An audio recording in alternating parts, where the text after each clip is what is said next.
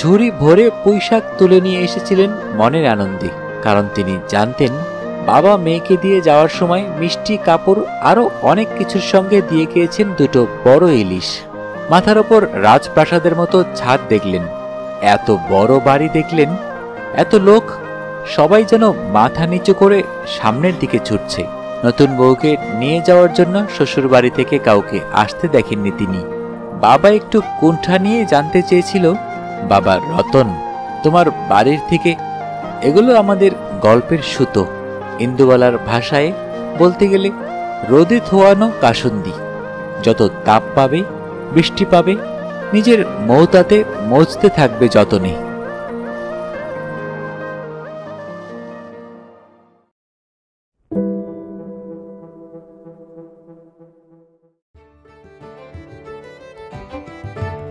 আসসালামু আলাইকুম, আপনারা শুনছেন অডিও বুক বাই হাসান। আজকে আপনাদের পড়ে শোনাব কল্লোল লাহিড়ীর লেখা বিখ্যাত উপন্যাস ইন্দুবালা ভাতের হোটেল। গল্পটির প্রথম প্রকাশ জুলাই 2020। বইটির প্রচ্ছদ ও অলঙ্করণ করেছেন মেঘলা ভট্টাচার্য। বইটির উৎসর্গে লেখক লিখেছেন ঠাম্মা, মণি, দিদা, রাঙা বড়মা আর মা, এছাড়াও বাংলার সেই সব অসংখ্য মানুষদের যাদের হাতে এখনো প্রতিপালিত হয় আমাদের খাওয়া দাওয়া, জিভে জল পড়ার ইতিহাস। তবে গল্প শোনার আগে যারা এখনো অডিও বুক বাই হাসান চ্যানেলটি সাবস্ক্রাইব করেননি, অনুরোধ থাকবে চ্যানেলটি সাবস্ক্রাইব করে বেল আইকনটি অন করে দিবেন। তাহলে শুরু করছি কল্লোল লাহিড়ীর লেখা বিখ্যাত উপন্যাস ইন্দুবালা ভাতের হোটেল। আজকে শুনবেন গল্পটির দ্বিতীয় পর্ব।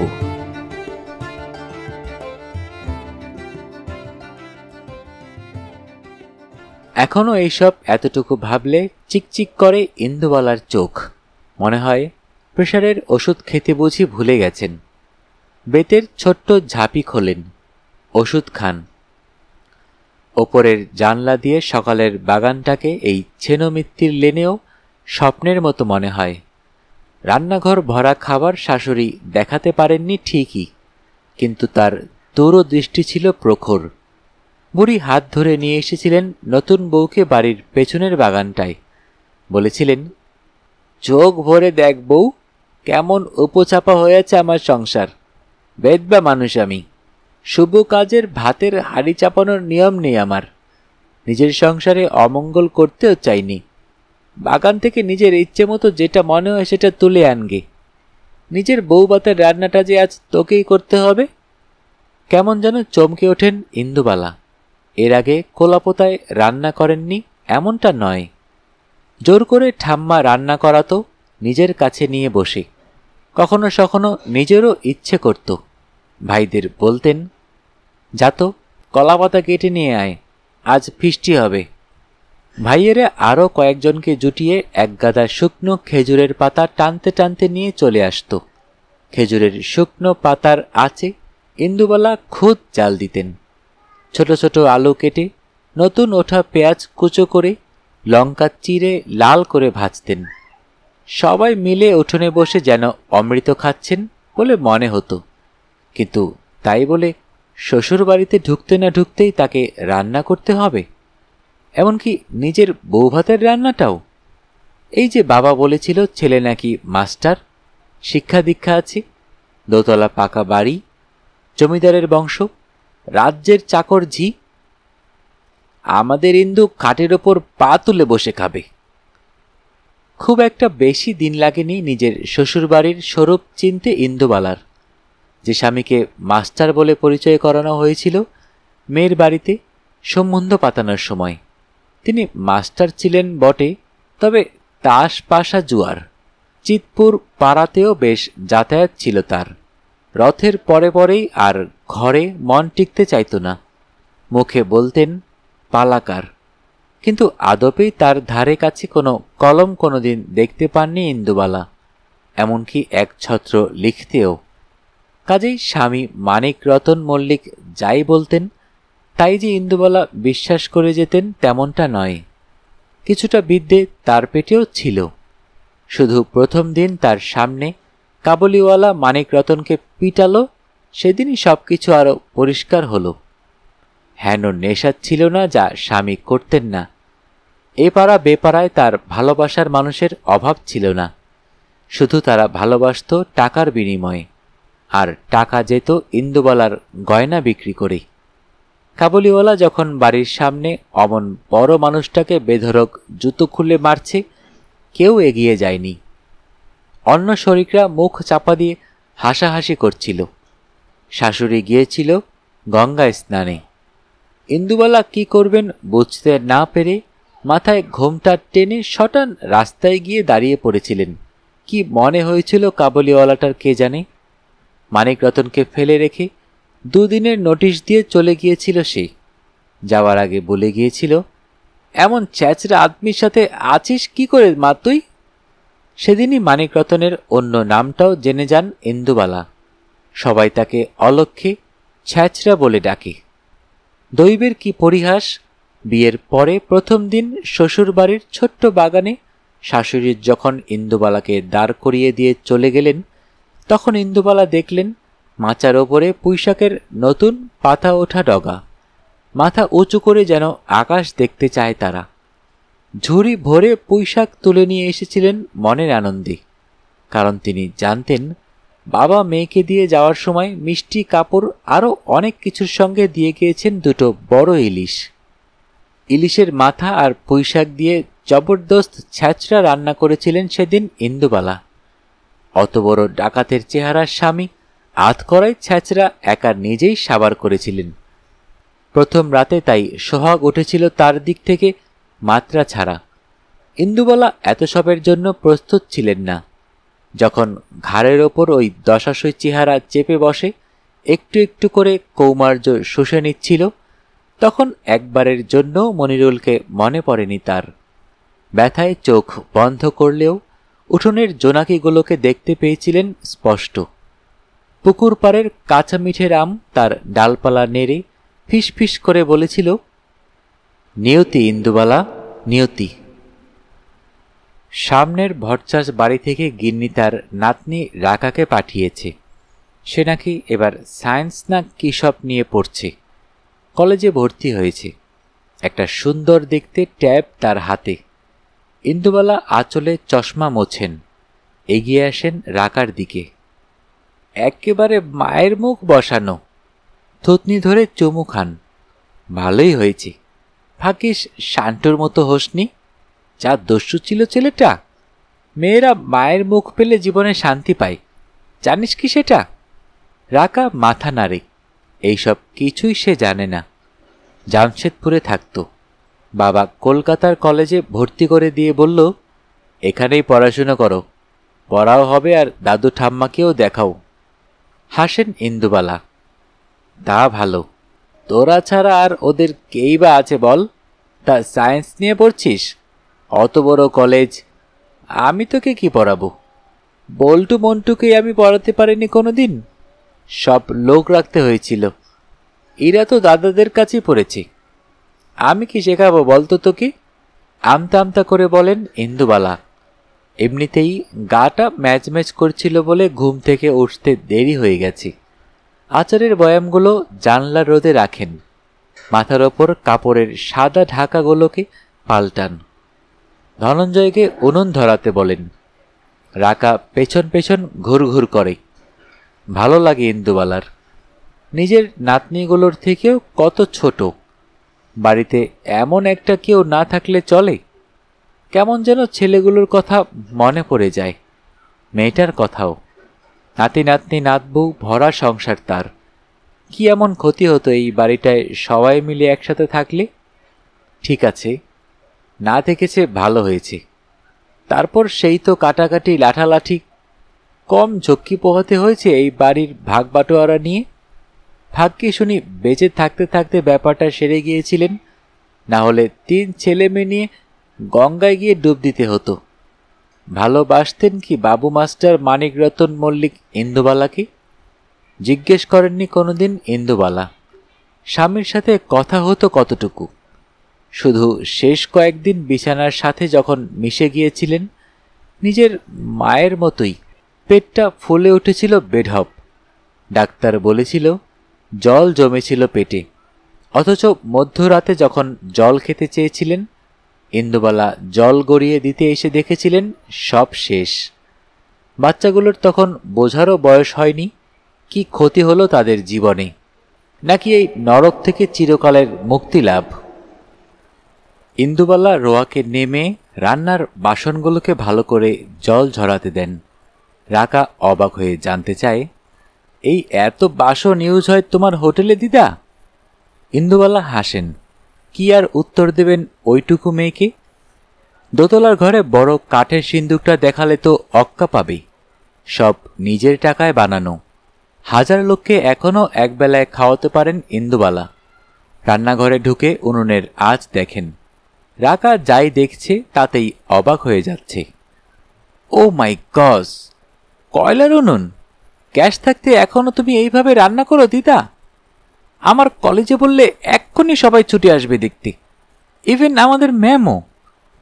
ঘুরে তাকান ইন্দুবালা। এই তো বললি কি সব সায়েন্স নিয়ে পড়ছিস, তাতে উনুন দিয়ে কি হবে? আর তোর কলেজের লোকজনই বা দেখতে আসবে কেন?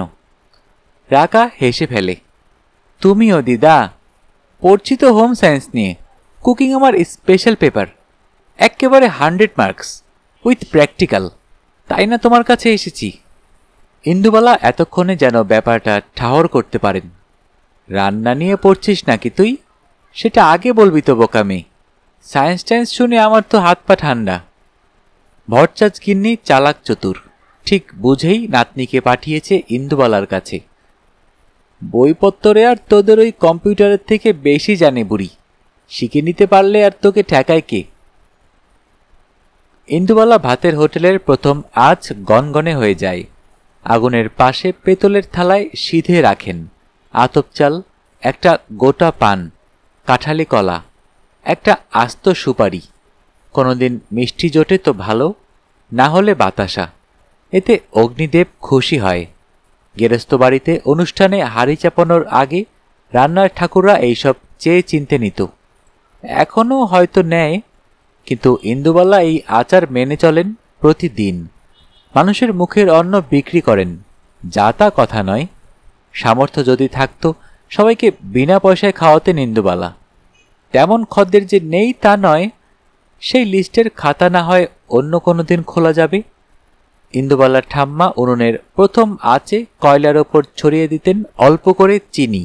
এতে আঁচটাও ভালো হয় আর অগ্নিদেবকেও তুষ্টও করা হয়। ইন্দুবালা উনুনের পাশে ধূপ জ্বেলে দেন, উনুনের ওপর মুঠো করে ছড়িয়ে দেন চিনি। আঁচের ওপর ধক করে জ্বলে ওঠে আগুন। হাত জোর করে প্রণাম করেন। সবার পাতে অন্ন যুগীয় ঠাকুর। রাকা ড্যাব ড্যাব করে তাকিয়ে দেখে।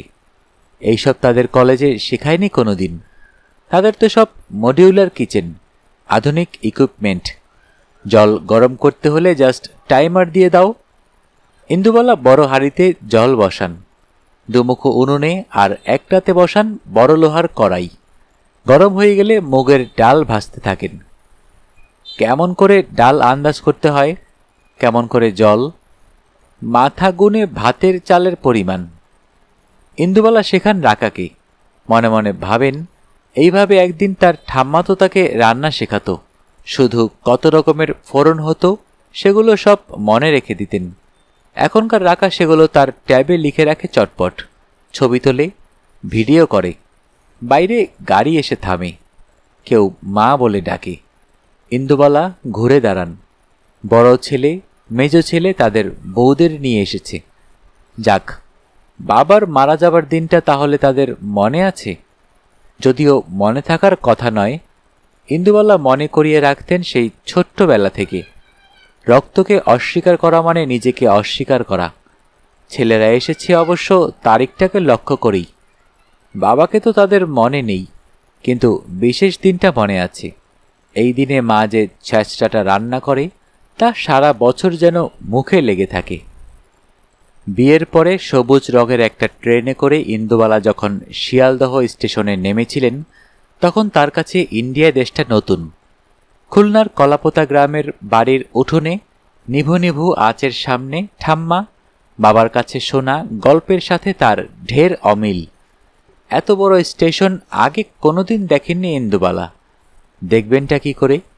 এই যে প্রথম ট্রেনে উঠলেন তিনি, নামলেনও, মাথার ওপর রাজপ্রাসাদের মতো ছাদ দেখলেন, এত বড় বাড়ি দেখলেন, এত লোক, সবাই যেন মাথা নিচু করে সামনের দিকে ছুটছে। কেউ কারো সাথে দুদণ্ড দাঁড়িয়ে একটু কথা বলছে না, কুশল বিনিময় করছে না, যে যার খেয়ালে আছে। একটু অসতর্ক হলে, চলাফেরার একটু এদিক ওদিক হলে সবাই বুঝি সবার গায়ে হুড়মুড়িয়ে পড়বে। তখন ইন্দুবালার জিনিসপত্রের কি হবে? নেই নেই করেও তো সঙ্গের জিনিস কম নয়। মা বারবার বলে দিয়েছিল, চোখ ছাড়া করবি না ইন্দু। ঠাম্মা বলে দিয়েছিল, আগলে রাখবি সব কিছু। যদিও অদৃষ্ট বড় নির্মম খেলা খেলেছিল ইন্দুবালার জীবন নিয়ে, কোনো কিছুই তিনি আগলে রাখতে পারেননি এই ভাতের হোটেলটা ছাড়া। তবু সব কিছুর ওপর বড় মায়া তার। ঘরের কোণে দাঁড় করিয়ে রাখা ক্ষয়ে যাওয়া নারকেলের ঝাঁটা থেকে পোড়া দেশলাইয়ের কাঠি, কিছুতেই মন চায় না কোনো কিছু ফেলতে। সব কিছু বুড়ি জমিয়ে জমিয়ে রাখেন নিজের করে, তার উপচে পড়া স্মৃতির মতোই। মাঝে মাঝে এইসব নিয়ে যে গোল বাঁধে না তেমনটা নয়, বেশ ভালোই চিৎকার চেঁচামেচি হয়। ধনঞ্জয় তখন লোক নিয়ে এসে রেগে মেগে কিলো হিসেবে বিক্রি করে সব কিছু। বুড়ি ঘুরঘুর করে চারপাশ। ওরে মূর্খ, তুই কি করে জানবি? ঠাম্মা বলতো, বাড়ির আগাছাটাও তো দরকারি, না হলে হরিমতি খাবে কি, আর দৌদিবা দেবে কেন?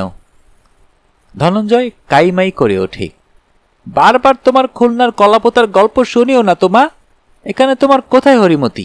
পোড়া দেশলাইয়ের কাঠি তোমার কাছে আগাছা? এই এত এত ঘিয়ের খালি শিশি, রং চটে যাওয়া টিনের তরঙ্গ। টান মেরে উঠোনে ফেলেছিল ধনঞ্জয়।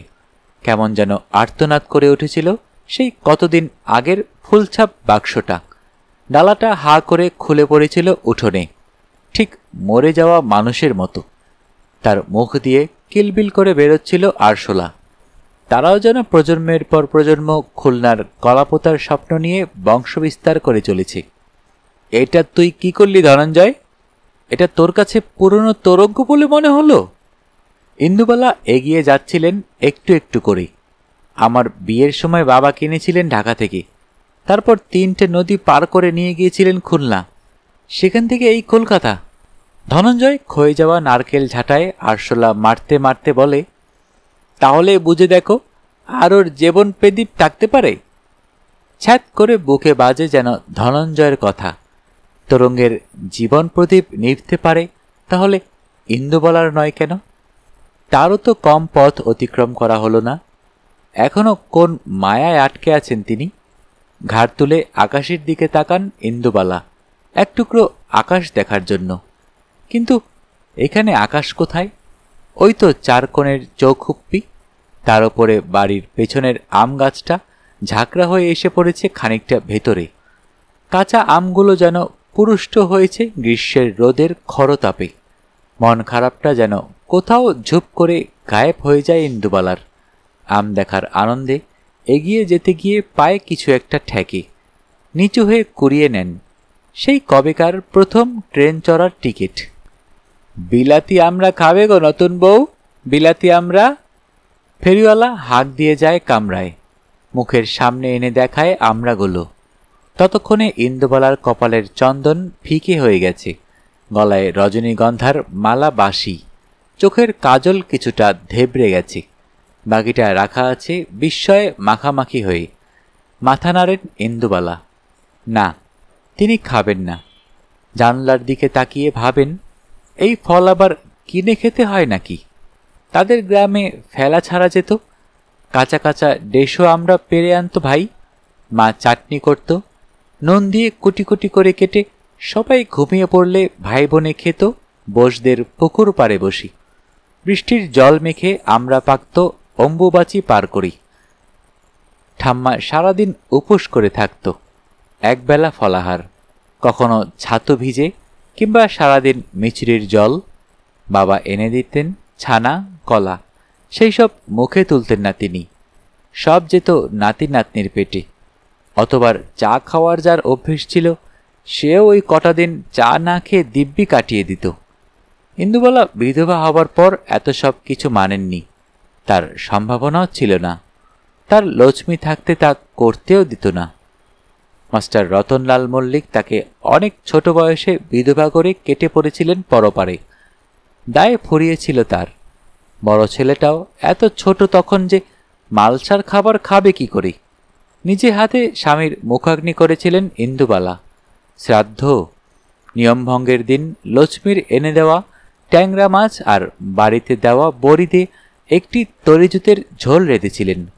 অনেকদিন পর ছোট ছোট ট্যাংরার মাথাগুলো চুষে চিবিয়ে খাওয়ার সময় মনে পড়েছিল ঠাম্মার কথা। অম্বুবাজিতে সারাদিন উপোস করে থাকার পর ছাতু খেতে খেতে তার যখন আর কিছু মুখে রুচত না, তখন খোসা ছাড়িয়ে পাকা আমড়া মুখের কাছে ধরতেন ইন্দুবালা। ঠাম্মা চুষে চুষে সেই বুনো ফলের সব রসটুকু খেয়ে নিত। সারা ঘর ম ম করত পাকা আমড়ার গন্ধে। এসব কথা কোনোদিন ইন্দুবালা কাউকে বলতে পারেননি, এমনকি ছেলে মেয়েদেরকেও না। নাতি নাতনি তো অনেক দূরের কথা। কিছু কিছু জানত মা চলি লক্ষ্মী, কিন্তু সে তো আজ কোন সুদূরের অতিথি। সেদিনের সেই ট্রেনের কামরায় বিলাতি আমরাই শুধু উঠেছিল তাই নয়, চিরুনি, পাতাবাহারে ফুলগাছ, সূচ, বশীকরণের ওষুধ, কৃষ্ণনগরের সরভাজা, শান্তিপুরের ভাজা মিষ্টি, সব কিছু। তার ভাই মাঝে মাঝে বায়না করে খাচ্ছিল, কিন্তু ইন্দুবালার নিজের খেতে ইচ্ছে করেনি কিচ্ছু। এমনকি নতুন জরির চুল বাঁধার ফিতিও দেখেও কিনতে ইচ্ছে হয়নি। জানলার পাশ দিয়ে তখন বেরিয়ে যাচ্ছিল মাঠঘাট, নদী, নৌকা, গ্রাম, ইঞ্জিনের কয়লার কালো ধোয়া। চোখ বড় বড় করে দেখছিলেন তার বয়সী মেয়েরা কাজে যাচ্ছে, কলেজে যাচ্ছে। ইন্দুবালা কলেজ যেতে চেয়েছিলেন, পড়তে চেয়েছিলেন, কিন্তু কোথা থেকে যে কি হলো, মনিরুলের সজল কালো চোখ দুটো বাধা থাকলো তার অন্তরে। নকশিকাঁথার মাঠের সাজুর মতোই তাকে সব স্মৃতি উপড়ে নিয়ে চলে আসতে হলো এপারে। রূপাই থেকে গেল অনেক দিনের পুরনো অতীত হয়ে। ট্রেনটা জোরে ঝাঁকুনি দিয়ে দাঁড়িয়ে গেল কোনো এক স্টেশনে। কান ফাটানো আওয়াজ শোনা গেল বন্দুকের। ঝুপঝুপ করে ট্রেনের জানলা পড়তে শুরু করলো। একদল ছেলে মেয়েকে ছত্রভঙ্গ করতে পুলিশ লাঠি চালালো, কাঁদানে গ্যাস ছুড়ল। মাস্টার রতনলাল মল্লিকের ঘুম ভেঙে গেল। তিনিও বিরক্ত হয়ে ইন্দুবালার সামনের জানলা ফেলে দিলেন। গোটা কামরায় এক অসহ্য গুমট গরম। বাইরে চোখ জ্বালা করা ধোয়া। কানে এলো গর্জনের মতো স্লোগান, পুলিশ তুমি যতই মারো, মাইনে তোমার 112। আবার একটা কাঁদানে গ্যাসের সেল ফাটল। কামরার ভেতরে লোকগুলো কেমন যেন ভয়ে কুঁকড়ে গেছে। তারই মধ্যে কয়েকটা ছেলে মেয়েকে হুড়মুড়িয়ে ট্রেনের কামরায় উঠতে দেখল ইন্দুবালা। ঝাঁকুনি দিয়ে ট্রেনটা আবার চলতে শুরু করলো। মাথা ফেটে যে ছেলেটার রক্ত পড়ছে সে চিৎকার করে বলল, ভয় পাবেন না বন্ধুরা, যে রাজ্যের মুখ্যমন্ত্রী দিনে একবেলা করে খাওয়ার পরামর্শ দিয়ে নিজেদের ক্যাবিনেটের মন্ত্রীদের পেট ভরাচ্ছেন, সেই শাসনের অবসান চাই আমরা। যে তীব্র খাদ্যাভাব দেখা দিয়েছে গোটা রাজ্য জুড়ে, সেটা আর যাই হোক এই সরকার সামলাতে অপারগ। তাই আমরা যারা দুবেলা দুমুঠো এখনো খেতে পাচ্ছি, রেশনে গিয়ে পচা চাল আর গম কিনতে পারছি, তারা যদি এগুলো যারা একদম পারছেন না তাদের সাহায্যে কিছু দান করেন, তাহলে লোকগুলো না খেয়ে অন্তত মরবে না। কমরেড, দয়া করে ভুলে যাবেন না, এখন এই দেশে একবেলাও খাবার না জোটা লোকের সংখ্যাটা অনেক। ছেলেটা বলে চলেছিল, আর কয়েকটি ছেলে মেয়ে কৌটো নাড়িয়ে অনুদান চাইছিল। সবটাই ইন্দুবালার কাছে নতুন। একটা তারই বয়সী মেয়ে তার সামনে এসে যখন অনুদানের কৌটো ধরল, ইন্দুবালার খুব ইচ্ছে করল তার সেই কৌটোতে দুয়ানা হলেও দেই, কিন্তু তার কাছে কোনো পয়সা ছিল না। গা ভর্তি ছিল সোনার গয়নায়। কৌটো ধরা মেয়েটা কেমন অবাক হয়ে তাকিয়েছিল ইন্দুবালার দিকে। তার বর মাস্টার রতনলাল মল্লিক খিচিয়ে উঠলে সরে গিয়েছিল মেয়েটা। খারাপ লেগেছিল ইন্দুবালার। মানুষগুলোর পেটের ভাতের জন্য ওরা রাস্তায় নেমেছে, ভিক্ষে করছে। তারা যদি দুবেলা ভরপেট খেতে পারে, তাহলে যে দোরগোড়ায় এসে অভুক্ত দাঁড়াচ্ছে সে পাবে না কেন? সেই ইন্দুবালা তখনও জানতেন না তিনি একদিন একটা ভাতের হোটেলের মালিক হবেন। দুবেলায় তার হোটেলে পাত পড়বে অসংখ্য মানুষের। সেই হোটেল থেকে পয়সা ছাড়াও খাবার বিলির বন্দোবস্ত থাকবে, সেটা 70-এর জ্বালাময় সময়ে হোক কিংবা আরও অনেক পরে মানুষগুলোর কাজ হারানোর সময়। সবাই জেনে গিয়েছিল এই একটা জায়গায় এমন এক অন্নপূর্ণা আছেন যার ভাতের হাঁড়ি কারো জন্যেই কোনোদিন খালি হয় না। নতুন কনে ইন্দুবালার সঙ্গে মালপত্র হিসেবে ছিল বড় নকশা করা দুটি তোরঙ্গ, দানের বাসনের বড় ঘড়াটা। বাবার হাতে ছিল ওপারের বাজারের জোড়া ইলিশ, ভাইয়ের হাতে ছিল দইয়ের বড় হাঁড়ি, বাবু মাস্টার রতনলাল মল্লিকের হাতে ছিল বিয়ের ছাতা নিপাট ভাঁজ করা, কাঁধে ফেলা ছিল দানের শাল, হাতে চকচক করছিল আশীর্বাদের দুভরি সোনার আংটিটা। স্টেশনে ট্রেন থামলে বরের বাড়ি থেকে লোক আসা দস্তুর ছিল, কিন্তু কনেকে যেভাবে গল্প শুনিয়েছিল তার বাড়ির লোকেরা, সে আরও অনেক কিছু ভেবে রেখেছিল, ব্যান্ড পার্টি, রং মশাল, ফানুস, কিন্তু এইসবের ছিটে ফোটা ইন্দুবালার আশেপাশে কিছু ছিল না। নতুন বউকে নিয়ে যাওয়ার জন্য শ্বশুরবাড়ি থেকে কাউকে আসতে দেখেননি তিনি। বাবা একটু কুণ্ঠা নিয়ে জানতে চেয়েছিল, বাবা রতন, তোমার বাড়ির থেকে? কথা শেষ করতে দেয়নি মাস্টার রতনলাল মল্লিক। তার সযত্নে লালিত বাবরি চুলের গোছা নেড়ে বলেছিল, তাই তো, এখন এখন যে কি করি? বউ ভাতের জোগাড় যত্নে লেগে গেল কিনা লোকজন, পুরুষ বলতে বাড়িতে তো আমি একাই। বাবা বিচলিত হতে বারণ করেছিলেন জামাইকে, তিনি থাকতে চিন্তা তো কিছুই নেই। শুধু এত জিনিস বলে লোকজনের খোঁজ করা, তার দুটো কুলি নিলেই হয়ে যায় আর কি।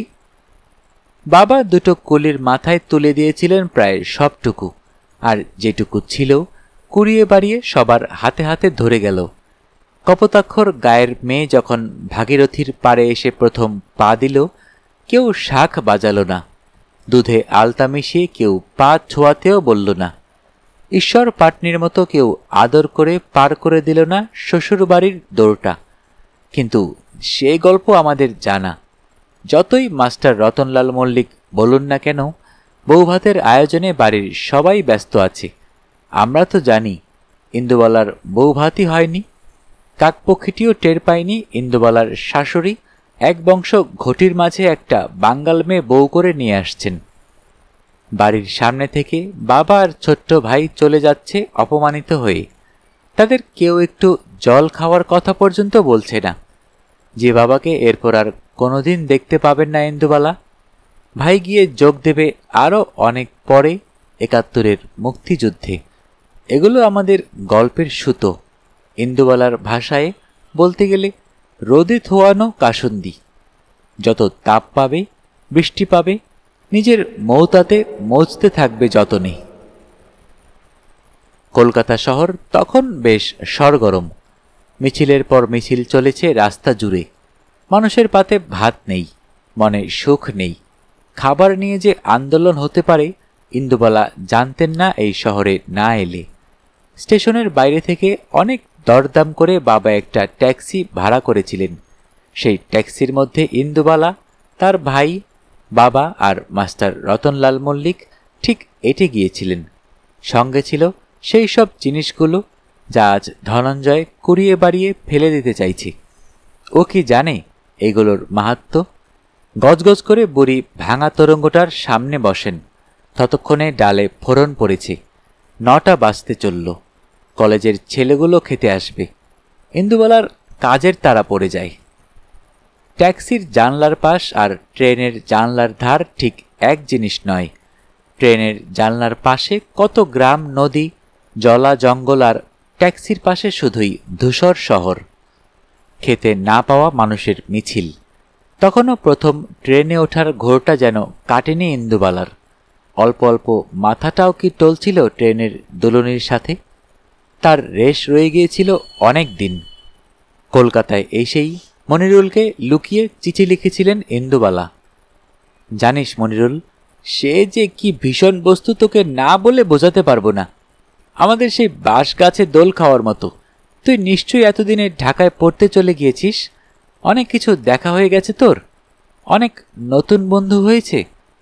আমার কথা মনে পড়ে আর বসদের পুকুর, খানার ধারের ল্যাংড়া, গাজনের মাঠ, কপোতাক্ষের ঘাট, আমি কিছু ভুলিনি মনিরুল। এখনো কি নানি সন্ধে হলে বিষাচ্ছিন্ন পড়েন? তুই কি এখনো রাতের আধারে বাঁশি বাজাস? লণ্ঠনের আলোয় পড়িস নকশি কাঁথার মাঠ? ঢাকাতে কি তোর দেখা হলো আমাদের প্রিয় কবি জসিমউদ্দিনের সাথে? আমার যে সব কথা, সব কিছু বড্ড জানতে ইচ্ছে করছে মনিরুল। আমি যে তোকে। এরপর আর লেখা এগোতে পারেননি ইন্দুবালা। তিনি মনিরুলকে কি ভালোবাসেন, পছন্দ করেন, একসাথে থাকতে চেয়েছিলেন? নিজের কাছে উত্তরগুলো স্পষ্ট নয়। যেমন ঠিক স্পষ্ট নয় স্বামী স্ত্রীর মধ্যে ভালোবাসা আদৌ হয় কিনা, কিংবা ভালোবাসার অপর নাম শুধু শরীর কিনা। যে শরীরটাকে মাস্টার রতনলাল মল্লিক তার 6 বছরের বিবাহিত জীবনে 3-3টে বাচ্চার মা বানানোর ফ্যাক্টরি করে দিয়ে হঠাৎ উবে যাবেন কর্পূরের মতো হাওয়ায়। শরীরের সেই না পাওয়া কিংবা প্রচণ্ড পাওয়া কষ্টগুলো নিয়ে ইন্দুবালাকে বেঁচে থাকতে হবে দিনের পর দিন। তাও মলিন হবে না স্মৃতিগুলো, মানুষগুলো। টকবক করে ভাত ফোটে, ডাল ফোটে, মাছের ঝোলে মাছগুলো যেন ফুটতে ফুটতে ফরফর করে নিজেদের মধ্যে কথা বলে। 3-3টে উনুন জেলে সেই স্মৃতি সম্ভাষণের আসন সাজান ইন্দুবালা। নতুন যে দেশটায়, শহরটায় তিনি এসে পড়লেন, এই দেশ নিয়ে, শহর নিয়ে এর আগে তিনি কম গল্প শোনেননি। বাবার বাবা মানে ইন্দুবালার দাদু একসময় নাকি কাজ করতেন কলকাতার বন্দরে। সেখানে সাহেব শুভর খাতা লিখে তার দিন গুজরান হতো। বড় বড় জাহাজে করে কত শত যে জিনিস আসত তার কোনো ইয়ত্তা ছিল না। মেম সাহেবের ছোট্ট চিরুনি থেকে বেলজিয়াম কাচের আয়না। ইন্দুবালার গ্রামের বাড়িতে ঠাকুর দেবতার যা মূর্তি ছিল, লক্ষ্মী থেকে শুরু করে শিব, সব কিছু তার দাদুর আনা। জার্মান চিনেমাটিতে বানানো সব হিন্দু দেবদেবীর মূর্তি। কলকাতার বড়লোক বাড়িতে ছেলে মেয়েদের খেলার জন্য বিদেশ থেকে আনাতেন বাড়ির লোকেরা। অনেক সময় বিয়ের তত্ত্ব যেত। পুতুলগুলোর তলায় লেখা থাকত মেড ইন জার্মানি। বেশ নাম ডাক ছিল এই শিল্পের। ঠাম্মার খেলার জন্য দাদু এইসব পুতুল মাঝে মাঝে নিয়ে গেলেও ঠাম্মা সব কিছু সাজিয়ে রাখত পুজোর ঘরে। লক্ষ্মী, শিব, ব্রহ্মা, বিষ্ণু, মহেশ্বর নিয়ে কেউ খেলে নাকি? শুক্রবার হলেই দাদু বাড়ি ফিরত শিয়ালদহ স্টেশন হয়ে খুলনায়। একটা সবজেটের ট্রেন দাদুকে নামিয়ে দিত কপোতাক্ষের ওপারে। শনি রবি বাড়ি থেকে আবার সকালের ট্রেন ধরে কলকাতায়। বাবাও দাদুকে অনুসরণ করেছিলেন। দাদুর কাছে কাজ শিখতে শিখতে কলকাতায় পড়াশুনো চালিয়ে যাচ্ছিলেন। হঠাৎ মাঝখান থেকে দেশটা স্বাধীন হলো। শুধু স্বাধীন হলো তাই না, দেশটা দুটুকরো হলো। মানে অনেক কষ্ট আর হতাশা নিয়ে দাদুর সাথে বাবা ফিরে এলেন। মনে অনেক কষ্ট আর হতাশা নিয়ে দাদুর সাথে বাবা ফিরে এলেন খুলনার কলাপোতায়। যা টাকা জমিয়েছিলেন দাদু, সেই টাকায় কিছু জমি কিনলেন, একটা টোল খুললেন। সেখানে পড়াতে শুরু করলেন গ্রামের ছেলে মেয়েদের। বাবা জমি জমার কাজ নিয়ে পড়ে থাকলেন। দেশ ভাগ হয়ে যাবার পর দাদুর কলকাতায় অনেক বন্ধুবান্ধব তাকে বারবার বলেছিল ইন্ডিয়াতে থেকে যেতে। দাদু রাজি হননি। যেই গ্রামের মাটিতে তার বাবা মা পূর্বপুরুষেরা পঞ্চভূতে বিলীন হয়েছেন, সেখানেই তিনিও থাকতে চেয়েছিলেন। তার অবিচল সিদ্ধান্ত থেকে কেউ টলাতে পারেনি। তাহলে যেখানে সবাই রয়ে গেল ওই পারে, সেখানে একমাত্র ইন্দুবালা তাদের পিতৃপুরুষের স্মৃতি তর্পণের জন্য কেন রয়ে গেলেন এ পারে? একমাত্র ইন্দুবালাকেই ওপারে পাঠাতে হবে। অনেকের মতো কেন তিনি নিজেও সিদ্ধান্ত নিলেন না এপারে চলে আসার? ইন্দুবালা জানতেন বাবা শিকড় ছাড়া হতে পারতেন না, মাও না, ঠাম্মাও না। আর ভাই, তার কথা শোনার আখরে ইতিহাসে না লেখা থাকলেও ইন্দুবালা জানেন ওই যে মুক্তোর মতো বর্ণপরিচয়, সেখানেই লুকিয়ে আছে তার ভাই, লুকিয়ে আছে বাংলা ভাষার রাষ্ট্র গড়ার দাবিতে। গোটা বাড়ির জানলা দরজাগুলো হুটোপাটি করে পড়ার শব্দে ইন্দুবালার ঘুম ভেঙে যায়। দুপুরের হোটেলের কাজকর্ম শেষ করে তাকে এখন একটু গড়িয়ে নিতে হয়, না হলে রাতের দিকে আর উনুনের সামনে দাঁড়াতে পারেন না। কাঁচা ঘুম চোখে তাকান ইন্দুবালা বাইরের দিকে। আকাশ কালো করে মেঘ করেছে, কাল বৈশাখী। কোনো রকমে গাঁটের ব্যথা সামলে তিনি উঠে পড়েন। ধনা, ধনা করে চিৎকার করেও ধনঞ্জয়ের কোনো সাড়া পাওয়া যায় না। বাজার করতে গেল নাকি এখনই? ইন্দুবালা কোনো রকমে ওপরের ঘরের জানলাগুলো বন্ধ করার চেষ্টা করতে লাগলেন, আর ঠিক তখনই তার নজর গেল উঠোনে। বাগানের গাছটা থেকে টুপটুপ করে আম পড়ছে ঝড়ে।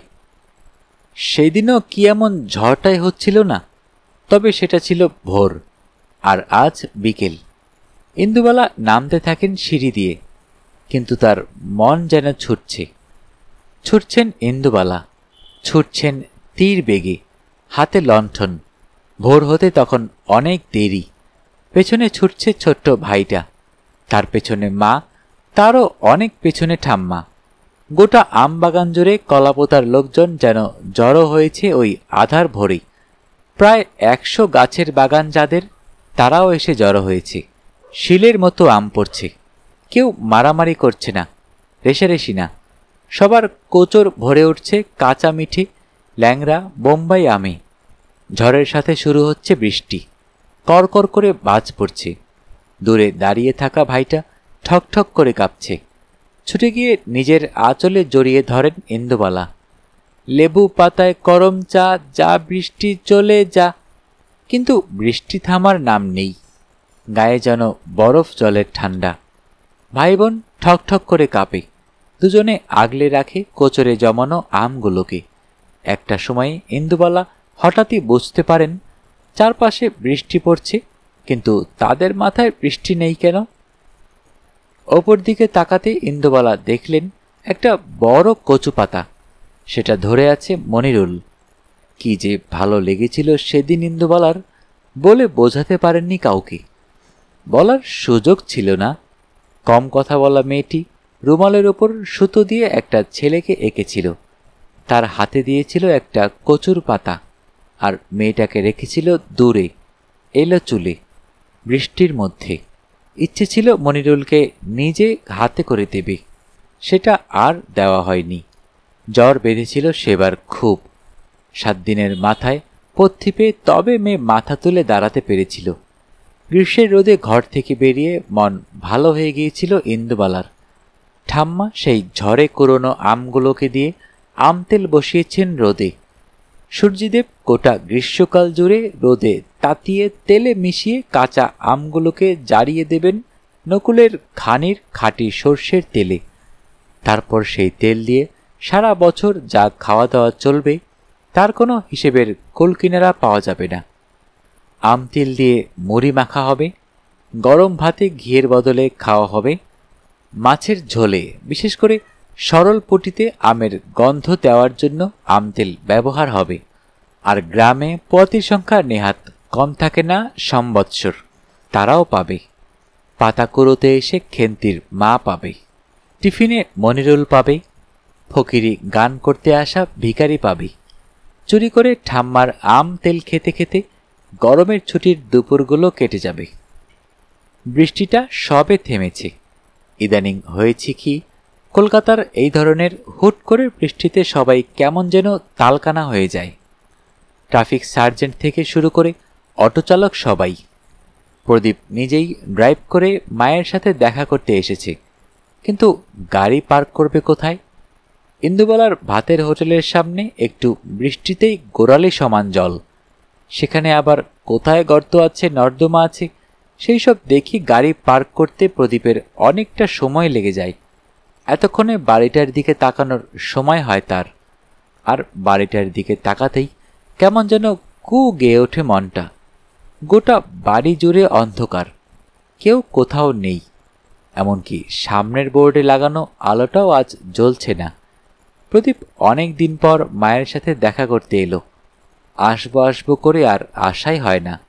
আজ এইটা কাল ওইটা লেগেই থাকে। আজকে আসার আরও একটা কারণ হচ্ছে, এইবার পাসপোর্টটা ফার্দার রিনিউ করার আগে সে একবার বাংলাদেশ ট্যুর করতে চায়। একটা প্যাকেজেও পাচ্ছে প্রায় কিছু না দিয়েই। ছেলে বুবাই বলল, যাও না ঠাম্মির দেশে, কী সব তোমাদের কলা পোতা ফোতা। আইডিয়াটা খারাপ লাগেনি প্রদীপের। বউ সম্পূর্ণ রাজি হয়ে গিয়েছিল। কর্মসূত্রে স্বামীর সাথে তার বাইরের অনেক দেশ ঘোরা, কিন্তু বাংলাদেশ যাওয়া হয়নি। নিজের চোখে হাতে করে একটু ঢাকাই মসলিন দেখে আসার ইচ্ছে আছে তার, সাথে কিছু কেনারও। এবার মা রাজি হলে তাহলে পাসপোর্টের একটা ঝামেলা থাকবে। মায়ের পুরনো পাসপোর্টটা আছে কিনা সেটাও দেখা দরকার। প্রদীপ যদিও জানে পাসপোর্ট করাতে সময় লাগবে না, বুবাইয়ের বন্ধু কাজ করে ফরেন সার্ভিসে, তাড়াতাড়ি হয়ে যাবে সব। সম্পূর্ণই তাকে ঠেলে পাঠালো একবার কথা তোলবার জন্য। মেজাজ যা মাঝে মাঝে থাকে বুড়ির। বাড়ি থেকে যখন বেরিয়েছিল প্রদীপ, বৃষ্টি ছিল না। এই দিকেই হয়েছে তাহলে ভালো। প্রদীপ এগিয়ে গেল ভেতরের দরজার দিকে। সিঁড়ির আলো জ্বালালো। বাইরের বারান্দার না, কোথাও কেউ নেই। দুবার ডাকল মা মা বলে, উত্তর এলো না। প্রদীপ চিৎকার করে ডাকল ধনঞ্জয়কে। ধনঞ্জয় নেই। কেমন যেন ভয় পেয়ে গেল প্রদীপ। যদি মা সত্যি না থাকে? এই কথাটা এই প্রথম ভাবল যেন সিনিয়র সিটিজেনের ক্যাটাগরিতে সবে প্রবেশ করতে যাওয়া প্রদীপ। এমনভাবে কোনোদিন এর আগে মনে হয়নি। মা থাকলে জগৎটা তার একরকম, আর মা না থাকলে আরেক রকম। বাবাকে তার ঝাপসা মনে পড়ে। ঘুড়ি ওড়ালে বাবা লাটাই ধরা শেখাতো, ব্যাস ওইটুকুই। তার তো তাও এটা মনে আছে, ভাই আর বোনের সেটুকুও তো মনে নেই। সবটাই তো তিনজনের মাকে ঘিরে। একবার কি ফোন করবে তাহলে ভাইকে, খুকুকে? কিন্তু কি বলবে? ছেনমিত্তির লেনে ইন্দুবালা ভাতের হোটেলে সে এসেছে, অথচ ইন্দুবালাকে খুঁজে পাচ্ছে না। বাইরের দিকে পাতকোতলায় উঠোনের কাছে এসে আর একবার কাপা কাপা গলায় ডেকে উঠল প্রদীপ, মা। এবার খুব শান্ত গলায় উত্তর ভেসে এলো, আয়। প্রদীপ তার মায়ের গলা শুনতে পেল, কিন্তু মাকে সে দেখতে পেল না তখনই। মোবাইলের টর্চ জ্বালালো। কোথায় তুমি মা? আর অবাক হয়ে দেখল তার মাকে। কাক ভিজে হয়ে সন্ধ্যের উঠোনে ঝাঁকড়া আম গাছের ডালটার নিচে বসে আছেন ইন্দুবালা। চারপাশে জড়ো করা ঝরে পড়া কাঁচা আম। প্রদীপ এগিয়ে যায়, জড়িয়ে ধরে তার মাকে। মা, তুমি ঠিক আছো তো? তোমার শরীর ঠিক আছে তো? পড়ে গিয়েছিলে নাকি? এই বয়সে কি এইভাবে এত বৃষ্টির মধ্যে? আমাকে ধরো মা, প্লিজ আমাকে ধরো, শক্ত করে ধরো। ইন্দুবালা ছেলের হাত ধরেন। সেই আধো আলো আধো অন্ধকারে আধুনিক মোবাইলের এলইডি লাইটে ইন্দুবালা বলে ওঠেন, আমাকে একটু তেল কিনে দিবি খোকা? আম তেল বানাবো। এমনটা নয় যে ইন্দুবালার তেল কেনার টাকা নেই, এমনটা নয় ইন্দুবালা এইভাবে ছেলেদের কাছে টাকা চান। কোনোদিন কারো কাছে একটা টাকাও হাত পেতে চাননি, সেই প্রথম দিন লক্ষ্মী টাকা দিয়ে ভাত খেয়ে যাওয়ার পর। তারপর থেকে ক্যাশ বাক্স ভর্তি থেকেছে সবসময়। তাই প্রদীপ একটু আশ্চর্য হয়ে গিয়েছিল। তার মনে ভয় ছিল ছোটখাটো কোনো সেরিব্রাল অ্যাটাক হয়েছে কিনা। ততক্ষণে সারা রাজ্যের বাজার ঘুরে ধনঞ্জয় এসে গিয়েছিল। প্রদীপ একটু দেরি না করে অ্যাম্বুলেন্স ডেকেছিল, সোজা নিয়ে গিয়েছিল হসপিটালে। এমার্জেন্সি ডাক্তার বরং উল্টো কথা শোনালো প্রদীপকে। আম তেল করবেন বলে তেল কিনে দিতে বলেছেন বলে সোজা হসপিটালে নিয়ে চলে এসেছেন? আচ্ছা ছেলে তো মশাই। প্রদীপ কিছুতেই বুঝতে চেষ্টা করল না এই ইন্দুবালা কি ধরনের মানুষ। বরং ডাক্তার অবাক হয়ে গেলেন। দুবেলা এখনো 300 লোকের রান্না করা, কুটনো কাটা ইন্দুবালা করেন কি করে? আতিপাতি খোঁজ নিয়ে হোটেলের ঠিকানা নিয়ে দুটো অ্যান্টাসিড লিখে ডাক্তার ছেড়ে দিলেন ইন্দুবালাকে। তার সাথে ইন্দুবালা তাকে বলে এলেন সকালে উঠে লেবুর জলের সাথে মধু খাওয়ার নিদান। তাও যে সে মধু নয়, সর্ষে ফুলের মধু। গরম জলের মধ্যে ঘুরবে তার ঝাঁজ, আপনি চর্বি যাবে কমে। ইন্দুবালার শরীর যখন বেশ ভালো, তেলের মধ্যে আমগুলো যখন বেশ চুবো চুবো হয়ে ঘুরে বেড়াচ্ছে, প্রদীপ তার বউকে নিয়ে এলো একদিন। সেদিন যে কথাটা পারা হয়নি, এবার বলেই ফেলল সাহস করে, যাবে মা আমাদের সাথে বাংলাদেশ? ইন্দুবালা খুব যে একটা গুরুত্বপূর্ণ কাজ করছিলেন তেমনটা নয়। এঁচোড় কাটছিলেন হাতে তেল মেখে, আঠা পেঁচিয়ে পেঁচিয়ে। কুটনো কাটা থেমে গেল তার। বিয়ের পরে যখন দেশ থেকে এসেছিলেন তখন সেটা ছিল পূর্ব পাকিস্তান, আর আজ সেটা বাংলাদেশ। তার ছেলে বলছে মাকে একবার বাংলাদেশ ঘোরাবে। সত্যি কানে ঠিক শুনছেন তো তিনি? কোনো ছলনায় এরা এসে আবার তো জোটেনি এই সাত সকালে। উঠে পড়েন ইন্দুবালা। পড়ে থাকে আধ কাটা এঁচোড়, ডালনার না কাটা আলু, মোচা, আরও অনেক তরিতরকারি। ছেলের কাছে এগিয়ে এসে জানতে চান, হঠাৎ বাংলাদেশ যাওয়ার কথা বলছিস কেন? আমি না মরা পর্যন্ত এই বাড়ি তোমরা বিক্রি করতে পারবে না খোকা। প্রদীপ হো হো করে হাসি। তুমি কি করে ভাবলে আমি বাড়ি বিক্রি করার জন্য তোমাকে বাংলাদেশের লোভ দেখাবো? ইন্দুবালা বিশ্বাস করেন না তার ছেলে মেয়েদের। এই তো সামনের চক্রবর্তী বাড়ির মেয়ে দুটো বাবাকে বৃদ্ধাশ্রমে পাঠিয়ে দিয়ে বাড়ি বিক্রি করে ফ্ল্যাট তুলে দিল। সম্পূর্ণা এবার এগিয়ে আসে। ইন্দুবালার বড় ছেলের বউ কম কথা বলে, কিন্তু যেটুকু বলে কাটা কাটা, তীক্ষ্ণ, নুন ছড়ানোর মতো।